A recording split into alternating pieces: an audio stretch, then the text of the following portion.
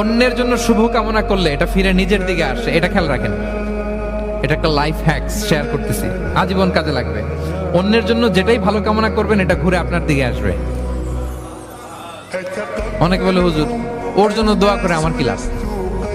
নিজের জন্য আল্লাহ আমারে মাফ করে দাও, আল্লাহ আমারে সমৃদ্ধি দাও, আল্লাহ আমার বেতন বাড়াও, আল্লাহ আমার ব্যবসায় বরকত দাও, আল্লাহ আমার ছেলেরা হাফেজ বানাও, আল্লাহ আমার বউ, আল্লাহ আমার মেয়ে, আল্লাহ আমার আমার আমার সব আমার ভালো আপনি চাচ্ছেন নিজের জন্য, অন্যদের জন্যও চান।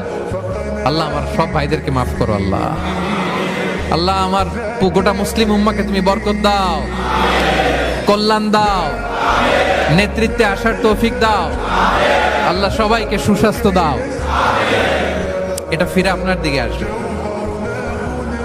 অন্যের জন্য শুভকামনা বহুগুণ বৃদ্ধি হয়ে নিজের দিকে রিটার্ন করে। বিষ্ণু ইসলাম এটাই বলেছেন, মা মিন আবদিন মুসলিমিন ইয়াদউ লিআখিহি বিযাহরিল গায়বি ইল্লা ক্বালা লাহুল